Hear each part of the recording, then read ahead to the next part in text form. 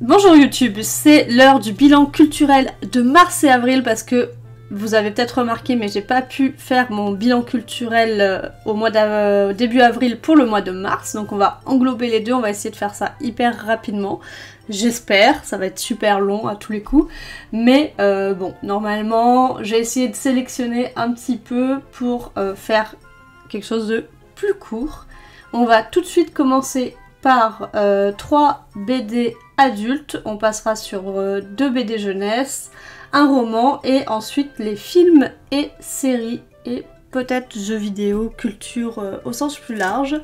On va voir et ben allez, c'est parti tout de suite pour les lectures. Hop, comme d'habitude, c'est pas cassé.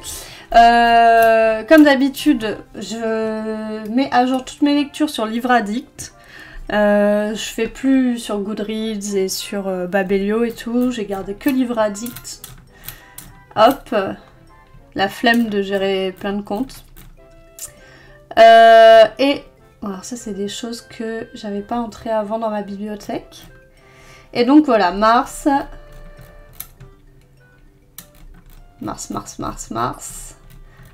Et avril, pas tant de lecture que ça, vous voyez, avril ça a été vraiment un petit mois pour moi, en sachant que je lis beaucoup de bandes dessinées. Hein. Je pense que le fait qu'on n'ait pas repris les offices au travail, ben, du coup ça joue. Le Covid en avril ça joue, et les vacances aussi, donc voilà. Mais j'ai fait quand même relativement des bonnes lectures. Et donc, je voulais parler de 3 bandes dessinées. 1. La revanche des bibliothécaires. Bah voilà, tout le monde en a parlé, surtout les bibliothécaires, bien sûr. De Tom Go, qui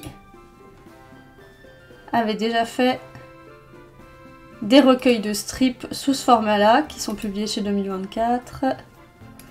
Donc format italienne, petit format, des strips, donc à chaque fois des histoires en 3-4 cases, qui sont des petits gags, voilà, des petits traits humoristiques. Alors là c'est vraiment les strips, mais pas genre Garfield quoi, c'est très bien Garfield, hein. C'est les strips pour les gens qui aiment les livres, pour un peu, vous voyez, les gens élitistes. Pour les gens qui lisent Cahiers du cinéma ou pour les bibliothécaires. Non, et c'est très chouette. Déjà, l'édition de ce livre est très très belle. Et du coup, à chaque fois, c'est des blagues pour les gens qui... C'est pas vraiment des blagues pour les bibliothécaires, mais ça parle... c'est toujours dérivé sur la thématique de la littérature. Donc ça peut partir de... un gag sur les gros lecteurs ou sur un classique de la littérature, genre tel ou tel livre revisité. Voilà.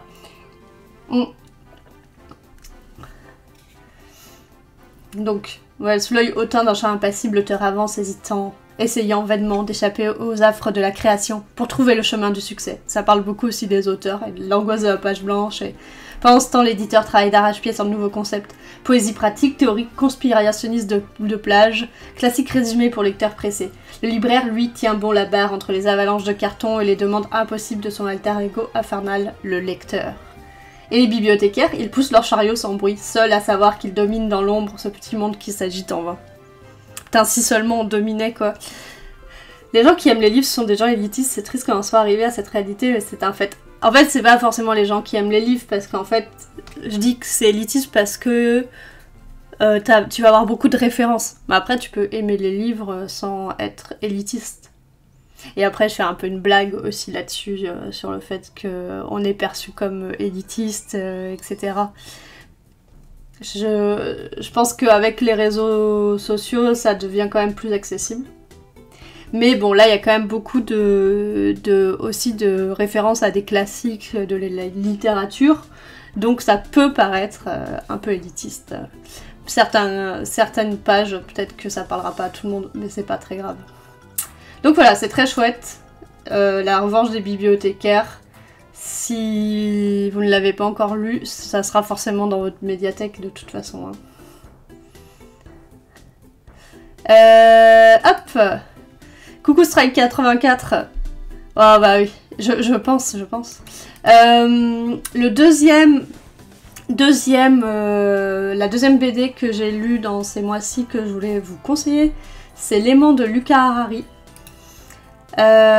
Luca Harari, j'avais déjà lu La dernière rose de l'été, qui était super aussi, vraiment un espèce de polar au soleil avec une atmosphère super intéressante. Et là pareil, c'est une BD avec une vraie atmosphère. Donc on va suivre Pierre, qui est du coup jeune étudiant parisien en architecture, qui quitte tout pour la Suisse. Destination, les Thermes de Vals, un magnifique édifice au cœur de la montagne. Sujet de sa thèse, le bâtiment aux lignes pures le fascine et l'obsède. Ses murs recèlent un mystère, Pierre en est persuadé, une porte dérobée qu'il doit absolument trouver. Donc l'aimant, il est vraiment attiré comme un aimant par ce bâtiment où il va avoir énormément de mystères. Et c'est une ambiance encore très poisseuse au cœur de la Suisse, au cœur de ces montagnes, où il y a des gens extrêmement fortunés qui vont dans ces thermes. Et ce bâtiment, t'as l'impression que c'est un espèce de labyrinthe, etc. Et le titre en anglais, Swimming in Darkness, il est très représentatif aussi. Il est vraiment très fort. Luca Harari, il est vraiment très fort. C'est rare que je sois emportée comme ça dans un bouquin ou dans une œuvre. Vraiment, tu ressens cette... je trouve que c'est très fort, cette espèce de tension. Voilà. Je veux pas trop vous en dire, c'est vraiment en plus avec un dessin très beau, tu sens que l'architecture c'est son truc, hein, les lignes comme ça, droites et tout, les angles et tout, c'est quelque chose, les formes c'est quelque chose qui le fascine, parce que même dans son autre bande dessinée c'était quelque chose qu'on voyait un peu. Voilà. Hop, donc L'aimant, vraiment une très très belle BD aussi. Enfin, j'ai fini la série L'Arabe du futur. Qui ne connaît pas?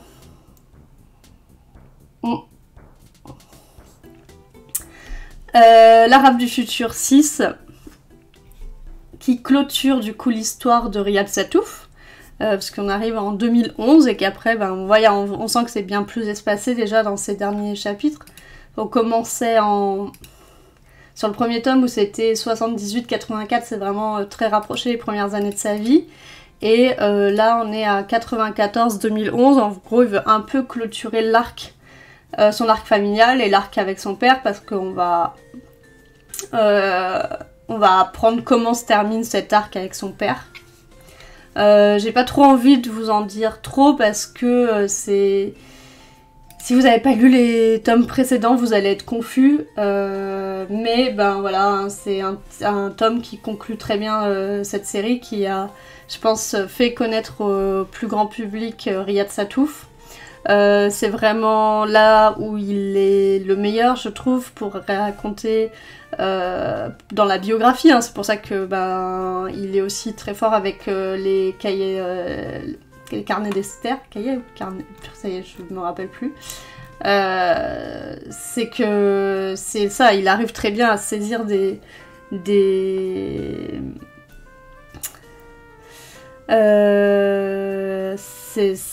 petits traits qui définissent très bien les personnes.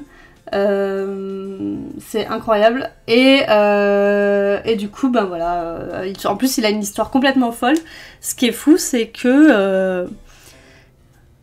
Après, il s'est pas dit tout de suite qu'il allait parler de ça, parce qu'il a commencé dans de la BD de pure fiction.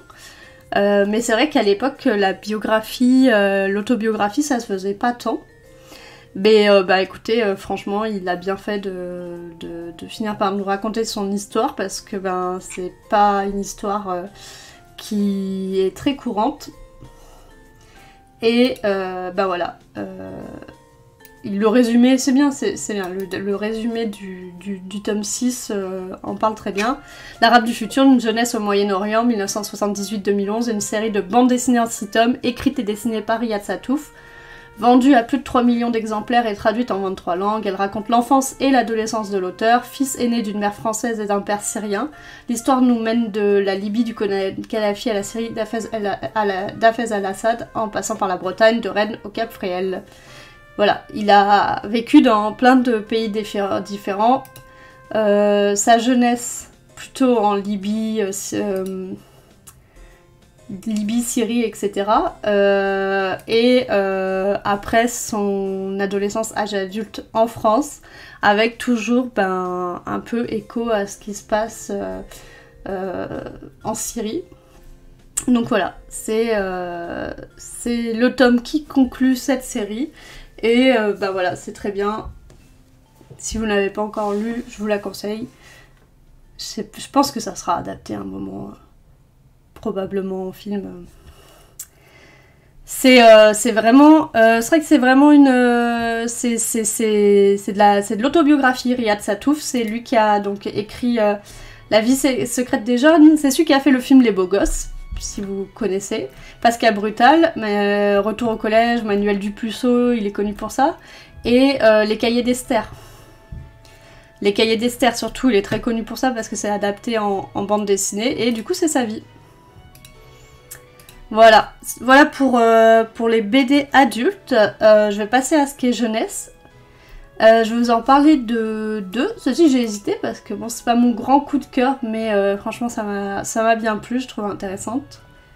C'est L'échappée belle de Faith Erin X chez Rue de Sèvres. Donc Rue de Sèvres, il publie beaucoup de BD jeunesse en 222 pages, je veux dire grand format, grosse pagination. Donc dans un peu la lignée de ce qu'il fait, de ce qu'ils font plutôt. Donc là, donc je vais vous lire le synopsis. Victoria, 12 ans, a toujours aimé les chevaux, mais pratiquer l'équitation en compétition de haut niveau est une activité stressante et surtout beaucoup trop chère pour les moyens dont elle dispose.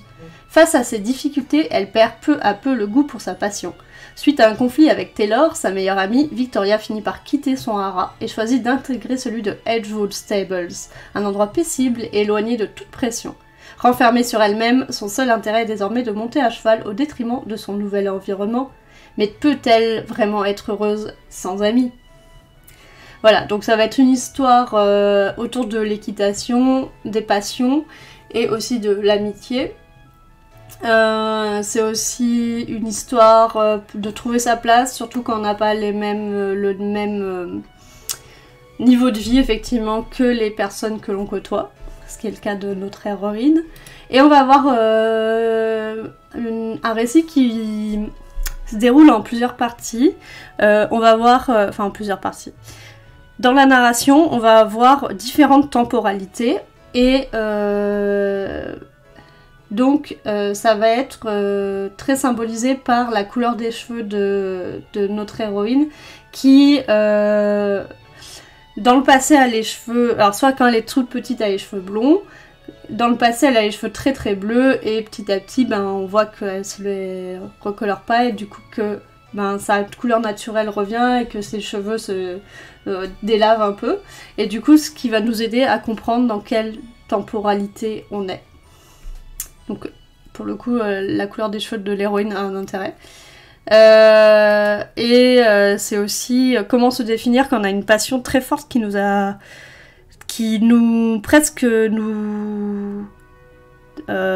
identifie vraiment quoi, genre c'est la nana qui fait de l'équitation quoi. Comment t'en sors, comment tu fais pour lier des amitiés quand t'as plus ça, etc. Comment tu fais pour te définir. Voilà, donc c'est sympa, je l'ai fait lire aux ados de mon club lecture ado. J'ai pas eu leur retour encore, mais voilà, je pense qu'ils vont apprécier. C'est le genre de truc de BD qu'ils apprécient. à faire lire, ben voilà, elle a 12 ans, c'est ça. Collège, c'est bien. Bon. Et pour changer de niveau d'âge, vraiment rien à voir, pour les tout petits, pour les premières lectures, les premières BD, une petite BD chez Saltimbanque. C'est Chacun son tour de Marianne Dubuc. Et là c'est vraiment la petite BD avec des animaux qui vont prendre soin d'un œuf, qui vont se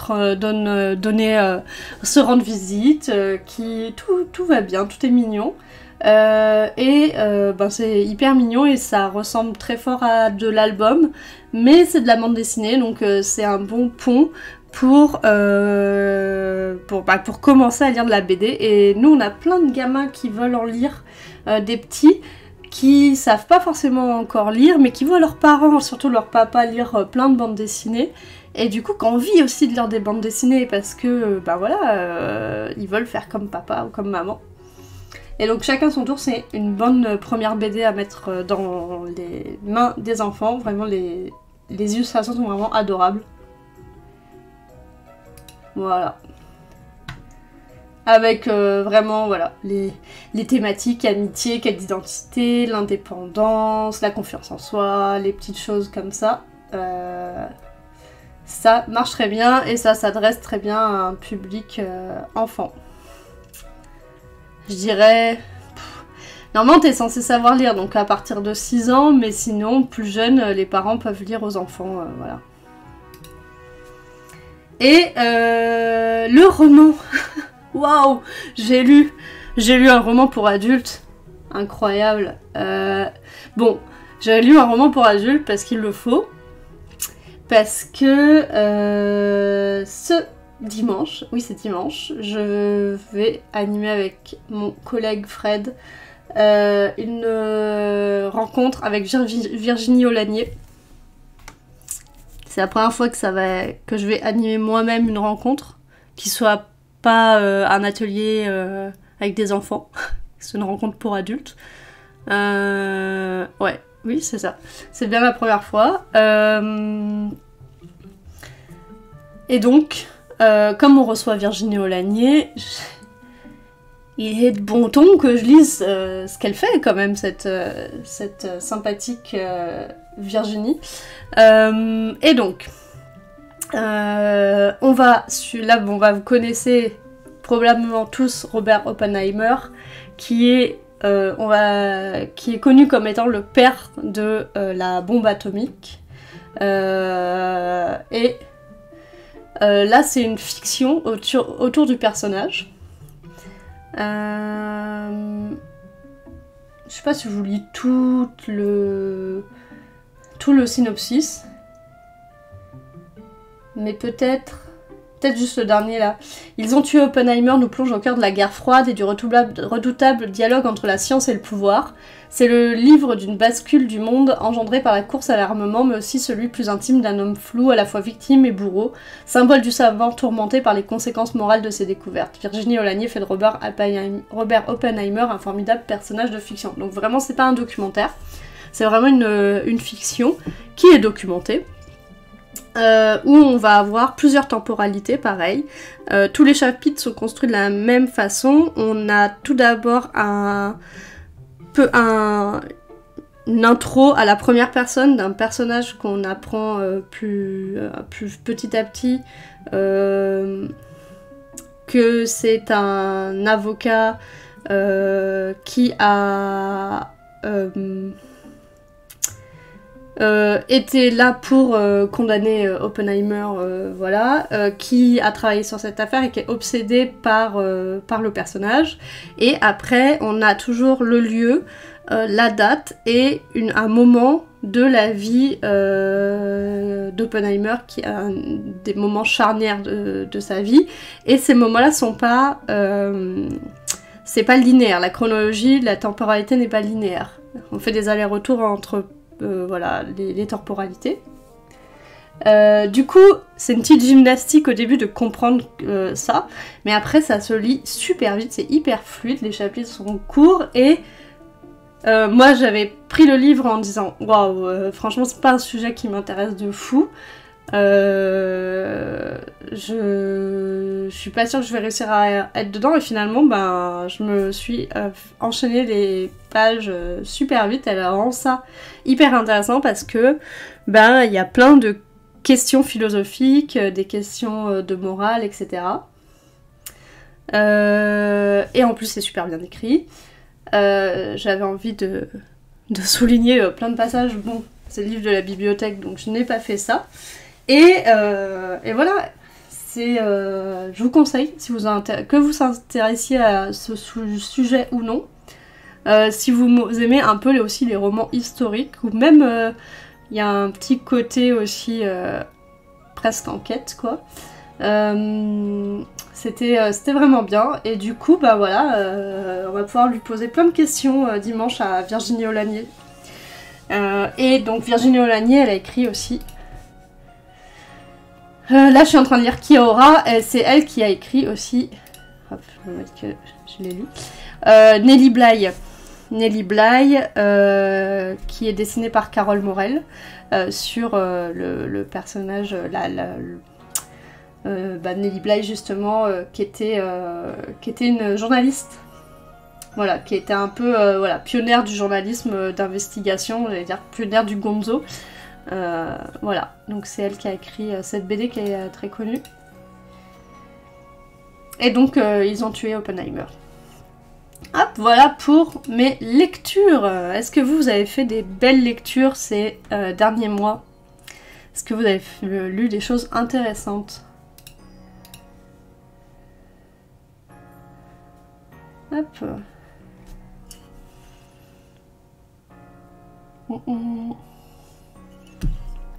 Après on passera aux films et séries.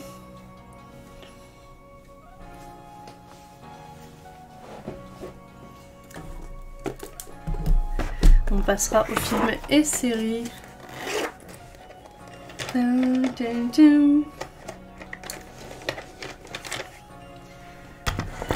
Voilà.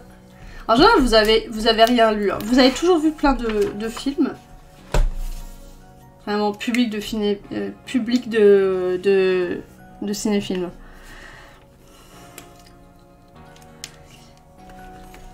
Hop. Vous allez voir. C'est pas lire, tu sais bien. Vous savez juste écrire des messages au hasard comme ça dans le chat en fermant les yeux. Ça crée des mots, c'est fou. Peut-être c'est tout ChatGPT qui écrit pour vous. Hop, je vais passer assez vite sur les films parce que bon, bah les films, j'ai pas toujours, il y a plein de films où j'ai pas grand chose à dire, donc voilà. Mais bah j'avais vu Les Fabelmans, The Fabelmans. Il a vraiment été traduit en français, Les Fabelmans. De Spielberg, le dernier Spielberg, je trouvais que c'était un très bon film Spielberg, vraiment. Vraiment très bon Spielberg. Et en gros, c'est un film inspiré de sa vie. C'est le film de bandeur d'Hollywood de Steven Spielberg. En même temps, j'ai l'impression qu'il fait... ce sera pas la première fois qu'il aura fait un film de bandeur d'Hollywood, mais... Comme on a eu celui de Chazelle, on a eu celui de Tarantino en ce moment, c'est vraiment... Les cinéastes veulent faire leurs films sur Hollywood, quoi. Mais, pour le coup, j'ai trouvé celui-ci sympa. Sympa et plein de... pas comme... bon, je sais que beaucoup apprécient Tarantino, et moi aussi, hein, j'aime bien son travail, hein. Mais y a un truc dans Tarantino où t'as un peu cette impression de c'était mieux avant. Là, c'est plus un regard tendre sur son enfance d'enfant passionné de cinéma, et plus sur le fait d'avoir une passion que sur c'était mieux avant le cinéma. Et ça, j'apprécie. Donc, pour ceux qui ne sauraient pas de quoi ça parle, je vous lis le synopsis. Depuis que le jeune Sammy Fabelman a vu le film The Greatest Show on Earth au cinéma en 1952, il souhaite devenir cinéaste. Son père, le scientifique, lui propose plutôt de s'intéresser à des choses utiles, alors que sa mère, l'artiste, le rappelle de suivre ses rêves en lui prêtant une caméra. Ce passe-temps occupe toutes ses pensées, il se met même à réaliser des courts-métrages avec ses amis. Du New Jersey à Phoenix, puis finalement à la Californie, cette famille juive vit des hauts et des bas qui les marqueront à jamais. Pendant que papa ne pense qu'au travail, maman devient mélancolique, Sammy vieillit, il expérimente et un jour il devra choisir quelle existence il souhaite mener.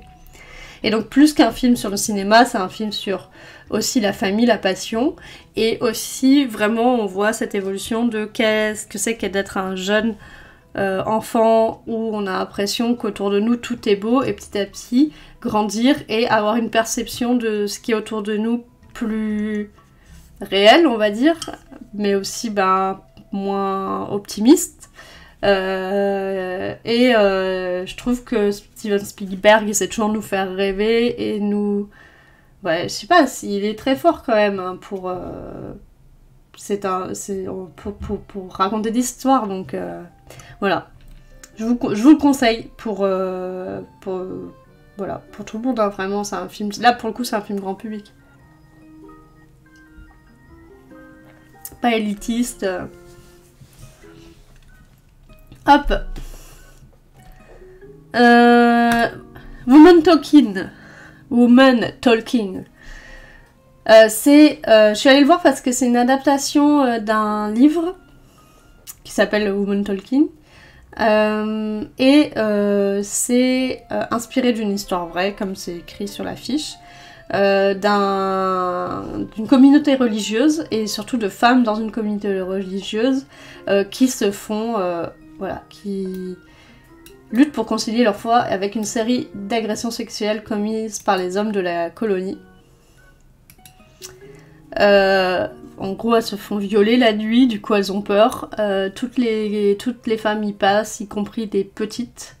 Et du coup, ça devient insoutenable pour elles, mais en même temps, elles ont une certaine foi. Elles vivent dans notre monde actuel, mais vous savez, ces personnes qui refusent de vivre avec toute l'électricité, avec les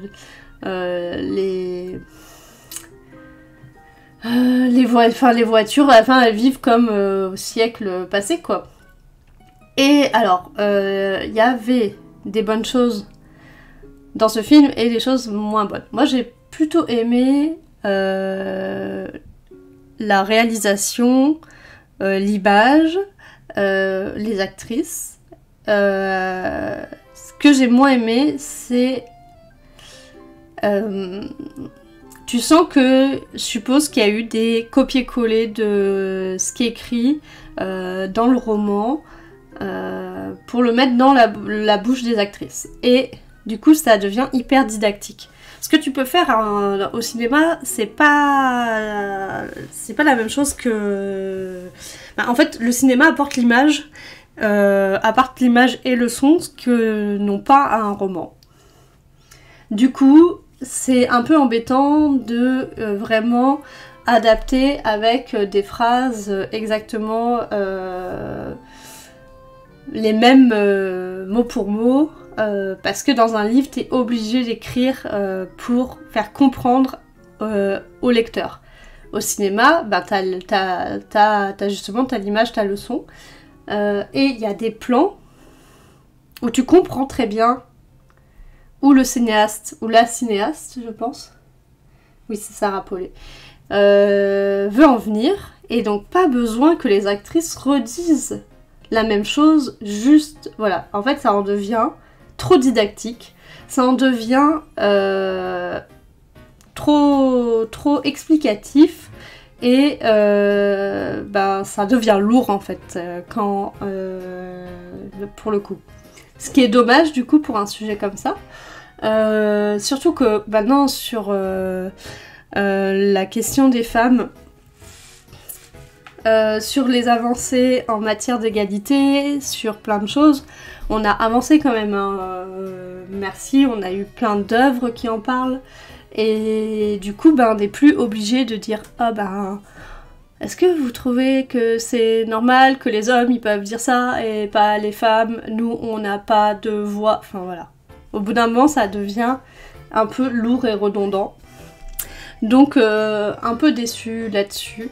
Par contre, bah, ça reste très très fort et très poignant parce que la thématique est très forte et très poignante. Mais ça aurait mérité un peu plus de show don't tell, quoi. Ouais, pour Woman Talking, sans transition, Les Petites Victoires, avec Michel Blanc et Julia Piaton, le film coup de cœur du Festival de comédie de l'Alpe d'Huez. Bon bah voilà, c'est une comédie bien sous tout rapport française, voilà. N'allez pas le voir au cinéma, attendez qu'il passe le dimanche après-midi sur France 3, regardez-le avec votre grand-mère et une tasse de thé, ça sera très bien. Ça passe très bien, mais c'est un film comédie française qui peut passer l'après-midi voilà, sur une chaîne du service public ou autre, quoi. Voilà, si je vous lis le pitch, vous allez très bien comprendre. Entre ses obligations de mère et son rôle d'institutrice au sein du petit village de Kergen, les journées d'Alice sont déjà bien remplies. L'arrivée dans sa classe d'Émile, un sexagénaire au caractère explosif, enfin décidé à apprendre à lire et à écrire, va rendre son quotidien ingérable. Surtout qu'Alice, qui n'avait rien vu venir, va devoir aussi sauver son village et son école.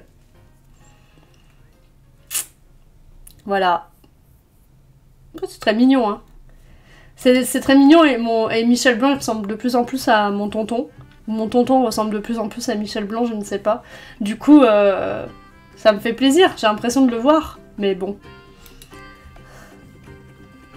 Voilà, vous n'êtes pas obligés. À la base, en fait, on allait voir Truman Show au cinéma, du coup on se les refait, mais il n'y avait plus de place qui repassait, donc on se les refait. Bon bah je vais pas vous dire à quel point Truman Show c'est bien, hein. C'est culte. Voilà, regardez-le. Hop, Bonne Conduite. Là, il y a eu des avis mitigés. Moi, je fais partie des personnes qui ont bien aimé ce film. Elle est cool cette affiche en plus, je trouve. Alors, le synopsis. Pauline a une méthode bien à elle pour faire de la prévention routière. Formatrice dans un centre de récupération de points le jour, elle se transforme en serial killeuse de chauffard la nuit. Voilà, donc on va suivre le personnage de Pauline et ses enquêteurs qui sont le palmacho là. Grégoire Ludig et David Marsay. Pauline qui est jouée par Laure Calamy. Ce que je trouvais que c'était... Ludig Marsay, on aime ou on n'aime pas. Ouais, il y a beaucoup de gens qui les aiment. Après, voilà, ça veut pas dire... des fois, ils sont plus ou moins bien utilisés. Moi, j'aime bien, hein, mais voilà. Non, les acteurs, ils sont fun. Il y a aussi... Il y a Thomas VDB que je veux plus voir en ligue amoureux. Lead amoureux, vraiment... j'adore Thomas VDB. Voilà. Il y a plein de petits rôles de gens un petit peu connus. Moi, j'ai trouvé fun. Je vois qu'il y a plein de gens qui n'ont pas apprécié, qui ont mis des notes pas super. Je suis pas allée voir les critiques, mais je sais que les avis sont mitigés. Moi, j'ai trouvé que le film, il était bien rythmé, qu'il avait trouvé un bon ton entre l'humour et l'enquête. Bon, c'est très humour, hein. Et que, en fait, il était hyper... sincère, comment dire. Qu'il était... Voilà, qu'il avait envie d'aller dans une direction et qu'il y allait à fond. Et tant pis, c'était complètement con, hein. Des fois, c'est complètement con, hein. Mais moi, j'ai trouvé voilà, fun et bien rythmé. Alors, c'est pas le film, le chef-d'œuvre de l'année, hein. Peut-être qu'à la fin de l'année, je l'aurais oublié. Mais franchement, ça me fera plaisir dans le futur de le revoir, tu vois. Parce que c'est pas un film où... tu t'en fiches de ce qui va se passer en fait, t'as juste envie de voir les séances s'enchaîner. Hop, et du coup, j'ai chopé le Covid, donc j'ai arrêté d'aller au cinéma, mais j'ai fait mon petit rattrapage de films de Virginie Efira. Du coup, je me suis fait Les Enfants des autres et Revoir Paris à la suite. Bon. Les deux sont très bien. Je crois que j'ai une préférence quand même pour Revoir Paris. Les enfants des autres, c'est une thématique qui est intéressante à traiter. Et que ça soit Virginie Efira ou Roche Dizem, ils sont très bien dedans. Mais voilà, je le reverrai pas forcément. C'est sur Virginie Efira qui joue une institutrice, une professeure plutôt, parce qu'elle est au lycée, et qui a 40 ans, qui adore, qui a une vie hyper équilibrée, qui aime son travail, qui a des passions, qui a des amis et tout, mais elle n'a pas d'enfant. Et elle se rend compte qu'elle aimerait bien avoir, mais bon voilà, elle a 40 ans. Et elle va s'attacher à la gamine de Roche Dizem, et quelle relation tu noues avec cet enfant qui n'est pas la tienne, qui a une mère, voilà. Je trouve que c'est intéressant qu'il y ait une relation qui potentiellement va se terminer, quoi. C'est-à-dire, qui es-tu pour cet enfant? Voilà, je trouve que c'était une thématique intéressante, c'est plutôt pas bien traité. À regarder si soit la thématique vous intéresse, soit si vous aimez bien Virginie Efira. Et Revoir Paris, que je trouvais intéressant dans un autre style. Là, c'est vraiment, on parle des attentats. Des attentats à Paris, mais pas des attentats, pas des nôtres. Enfin, pas des attentats là, fictifs. Ça n'a pas eu lieu. Mais il y en a eu des attentats dans des bars et tout. On s'en souvient bien, là, aux terrasses de café. Mais du coup, je trouvais que c'était hyper intéressant parce que ça permettait, ce film-là, de partir d'un événement qui n'a pas vraiment eu lieu, de partir de parler d'événements qui ont lieu sans être dans quelque chose de voyeuriste, quelque chose de malaisant ou de documentaire. Là, ça reste de la fiction. Et voilà, du coup, on peut explorer ça de manière plus délicate, je trouve. Plus délicate et vraiment sans trahir non plus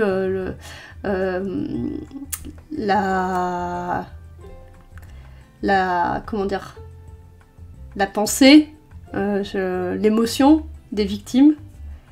Donc ouais, Virginie Efira qui va être dans une brasserie lors d'un attentat et qui va avoir du mal à reprendre le cours de sa vie. Elle va pas se rappeler de ce qui s'est passé, elle va avoir la culpabilité de survivre, etc.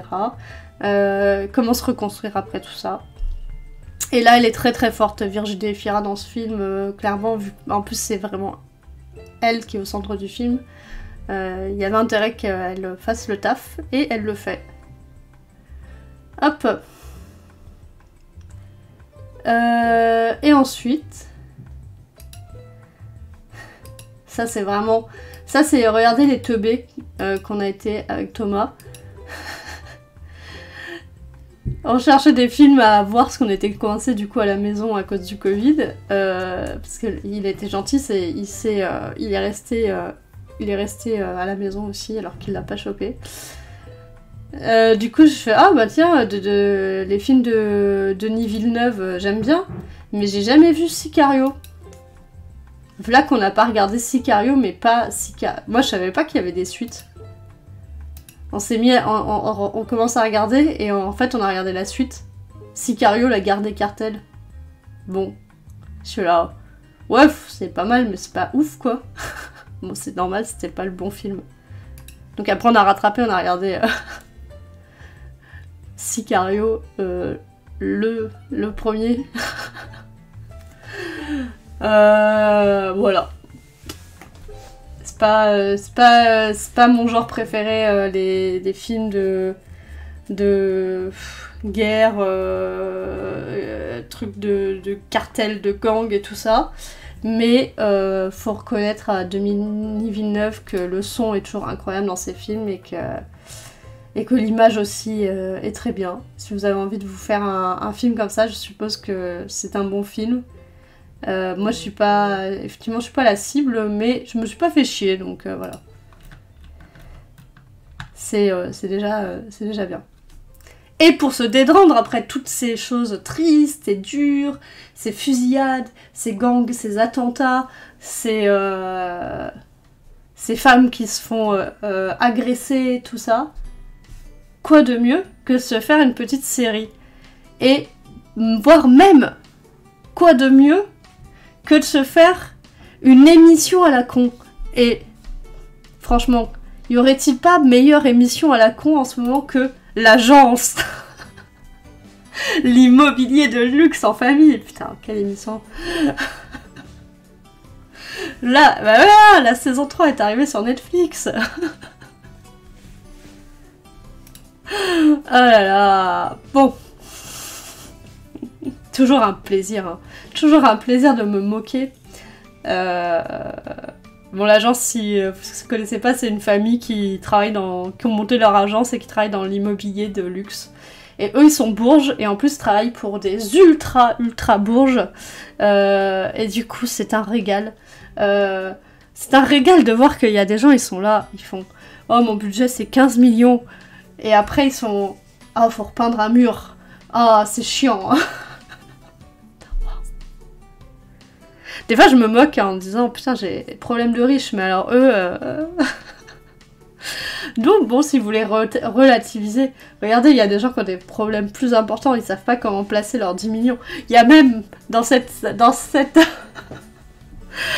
saison-là, il y a un gamin de 22 ans, je sais plus quel âge, il a la vingtaine, qui veut acheter un appartement, mais uniquement en crypto-monnaie, parce que, pourquoi pas, je sais pas, il veut pas les convertir en vrai argent, tu vois. Même ça, il a la flemme, tellement les bourges, ils ont... je sais pas, ils savent rien faire, visiblement. Même ça, c'est trop compliqué pour lui, donc il faut qu'il achète en crypto. Et après, il te fait croire qu'il est devenu riche grâce aux crypto, alors que, bon, bah sûrement, si à cet âge-là, il devait déjà en avoir quelques-uns des euros, hein. Il devait avoir quelques billets par-ci par-là pour pouvoir les mettre là-dedans. Donc, bon, voilà, c'est le petit plaisir coupable que de regarder l'agence. Ah là là, et de se moquer. Et de se dire, bon, est-ce que je l'achète, moi, cette maison Est-ce que un jour j'aurai autant d'argent à claquer pour une résidence secondaire? Voilà. Je sais pas si vous avez ces petits plaisirs coupables aussi de vous moquer de personnes, d'émissions un peu comme ça. Mais moi, je préfère me moquer d'eux que des Marseillais, quoi. Franchement, c'est un plaisir. Hop. Et... Ça, mais j'ai mis... j'aurai toujours vos visages à la fin. Bon, j'en parlerai, tant pis. Tant pis, j'ai oublié un film, mais c'est pas grave. The Last of Us, qui n'a pas encore vu The Last of Us, incroyable, très très bonne série. Je pense que c'est pas non plus la série du siècle. Pourquoi est-ce que c'est pas la série du siècle? Parce que je pense que la thématique a déjà été explorée en fait. C'est pour ça. Mais la thématique de qu'est-ce que des zombies, est-ce que en fait la vraie menace ça ne serait pas les humains, tout ça. Les univers post-apocalyptiques, on en a vu quand même pas mal ces dernières années. Mais cette série a quand même plusieurs atouts. Et je suppose que le jeu vidéo, pareil, ça m'a d'ailleurs donné très envie de le faire. Plusieurs atouts qui est... L'image est très belle. Et les thématiques, ça reste très bien abordé. Avec des apports... des apports qui sont pas fous, mais avec plein de petits apports petit à petit et des très beaux épisodes, comme l'épisode 3, dont... Je crois que c'est celui-là, dont on a parlé beaucoup. Oui, 16,8, je pense que c'est lui. Je sais plus.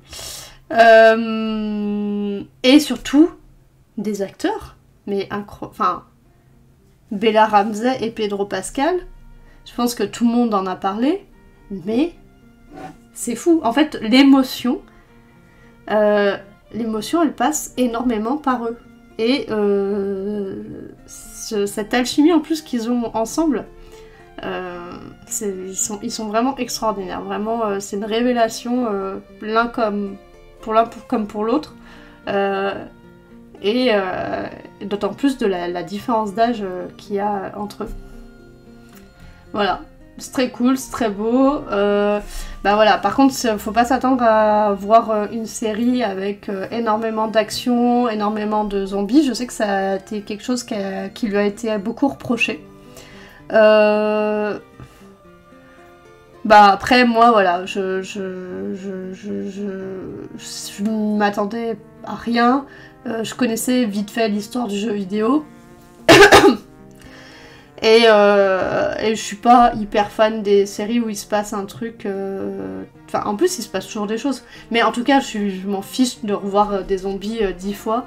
Après, peut-être espérons qu'il y en ait peut-être un petit peu plus quand même dans la saison 2. Plus pour... vraiment comprendre un peu comment ça fonctionne. Parce que là, on a l'impression qu'ils sont même pas une menace, en fait, pour l'ensemble de l'humanité. D'ailleurs, c'est plutôt des infectés que des zombies. Mais je pense qu'on va en savoir plus. Et aussi un peu sur le fait qu'on ne peut pas éradiquer complètement peut-être la source du virus. Je ne sais pas trop, on verra. Mais ouais, vraiment incroyable. Le jeu d'acteur est vraiment fou, quoi. Et le premier épisode était très fort aussi. Hein. Le premier épisode commençait comme ça. Je me doutais, hein, mais c'était quand même une tension de fou. Il y avait une tension de fou dans ce premier épisode que je trouve qu'après on retrouve un peu moins. Du coup, peut-être que c'était un peu trop intense de commencer une série comme ça. Et je pense que c'est pour ça qu'il y a peut-être des gens qui ont été un peu déçus au fur et à mesure parce qu'on ne retrouve pas cette intensité qu'on retrouve dans le premier épisode. Voilà pour les séries. J'ai commencé beaucoup de choses d'autres, des suites de séries, mais on verra ça le mois prochain. Et le dernier film, c'est Je verrai toujours vos visages.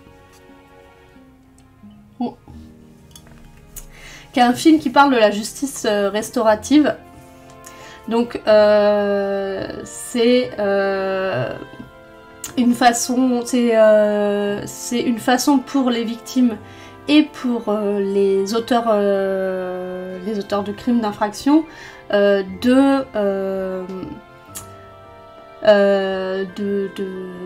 réussir à passer à autre chose après avoir soit commis des crimes, soit avoir vécu, être victime. Par le dialogue et par d'autres procédés. Du coup, ça parle vraiment de la justice restaurative de plusieurs façons. On va suivre un groupe qui se réunit, je crois, 1 heure toutes les semaines ou je sais plus quoi. 2 victimes, là pour le coup, qui ont été victimes de braquage ou de vol, et des auteurs de braquage ou de vol qui sont pas, c'est pas les victimes des auteurs. Mais ils ont commis ou été victimes du même crime, et du coup c'est pour essayer de se comprendre et d'avancer, et donc par un dialogue et par des dispositifs, comment faire pour que tout le monde derrière vive mieux et passe à autre chose et réussisse à continuer sa vie. Et on va suivre d'un autre côté un autre procédé qui est comment ça se passe pour une victime, ou pour un agresseur d'ailleurs, et pour son agresseur, quand elle, c'est une victime qui va avoir son agresseur qui va revenir vivre dans la même ville qu'elle. Comment faire pour vivre avec ça et quelle médiation on peut créer pour que tout le monde puisse vivre ensemble. Voilà, sans que soit d'autres choses, d'autres drames se répètent, soit que ça ne crée pas de traumatisme pour la victime. Du coup, voilà, ça explore différentes facettes de la justice restaurative. Du coup, ça a des petits défauts d'un premier film de fiction sur le sujet, qui font que des fois, c'est pareil, c'est trop... pas trop didactique, mais en gros, ça a un petit côté bisounours. C'est vraiment super la justice restaurative, regardez et tout. Mais en même temps, c'est vraiment le premier film de fiction sur le sujet, donc il fallait quand même que ça montre un aspect positif de ce dispositif. Donc ça se comprend. Et ce côté aussi, où pareil, des fois très écrit dans les textes qui sont dits par les comédiens, par les acteurs, et du coup où c'est un peu trop explicatif, un peu trop didactique parfois, mais c'est pareil, c'est peut-être que vous connaissez ce que c'est, mais en fait il faut partir du principe qu'il y a énormément de personnes qui vont aller voir le film qui ne savent pas ce que c'est que la justice restaurative, et du coup il faut qu'ils puissent comprendre ce qui se passe dans la tête de ces personnages, et du coup il y a ce petit défaut, peut-être qui peut paraître un défaut d'écriture ou un défaut de jeu, sinon qui fait que ça paraît pas très naturel des fois ce qui est dit par certains acteurs, qu'on peut se permettre dans des thématiques qui sont extrêmement explorées, de ne pas faire dire et de juste montrer par l'émotion, par une émotion sur un visage, un plan, etc. parce qu'on a un imaginaire commun. Là, ça va être... il va falloir mettre un peu plus de mots, un peu plus de texte. Mais sinon, c'est très touchant. Moi, je trouve que c'est hyper intéressant. On en apprend quand même un peu plus si on connaît pas le sujet, donc franchement je vous incite à aller le voir, ou à le voir quand il passera à la télé ou sur n'importe quelle plateforme. Voilà. Hop, fait déjà pas mal de choses, hein. Je parle. Hop. Bon, et puis après, sinon, qu'est-ce qui s'est passé moi dans mon mois ? Dans mes 2 mois là, ça a été terme culturel. Est-ce que j'ai fait des concerts? Oui, je suis allée voir Pomme au Transborder. Elle a une super scénographie en ce moment. C'est le Consolation Tour et elle a une magnifique scéno avec ses champignons, ses lichens et tout, les petits champignons qui s'allument. Vraiment, je conseille. C'est vraiment le Pomme. Moi, c'est pas quelqu'un que j'écoute forcément genre tous les jours. J'ai pas sa musique dans mes oreilles, mais je la trouve assez vraiment chouette en concert. Elle arrive vraiment à transmettre ses émotions. Puis c'était rempli de petites meufs qui venaient avec leur papa ou leur maman, qui étaient trop émues, et rien que pour ça, ça fait du bien de voir des ados, grandes ados, jeunes adultes être hyper touchés, donc j'étais contente pour elles. Il y a eu la fête du livre jeunesse de Villeurbanne, sur lequel j'ai bossé, et c'était trop bien. Bon, il y avait des trucs un peu moins bien, mais je pense que moi j'avais besoin de retravailler avec du monde et tout, et de voir plein de gens, ça m'a fait plaisir. Et sinon, j'ai fini un jeu. Alors j'ai pas fini Norco cette fois-ci. Hop. J'ai fini Yoshi Craft World tranquillou là, quand pareil, le Covid. Et je peux noter que j'ai terminé ce jeu sur Switch. Et c'était cool. C'était cool. C'est vraiment les petits jeux Nintendo de plateforme, un peu comme Paper Mario et tout. Vraiment la DA est super mignonne, ça m'a donné plein d'envie de faire des ateliers niveau Yoshi Craftford avec des gamins et tout. Des idées d'ateliers, franchement. Voilà, c'était un très bon moment. C'était un très bon moment. Et voilà pour mes mois de mars et avril 2023. C'était 2 mois quoi, donc ça faisait beaucoup de choses, beaucoup de choses à dire. Mais le mois prochain, c'est sûr, ça sera plus court. On est déjà le 8 mai, voilà, le temps passe vite. Hop, c'est sûr que ça sera plus court. Et vous, est-ce que vous avez lu des trucs qui vous ont intéressé ces mois-ci, ces 2 mois-là? Est-ce qu'il y a des choses que vous avez envie de me conseiller? Dites-moi, moi j'ai envie de savoir. Et puis on se retrouve le mois prochain pour le bilan culturel du mois de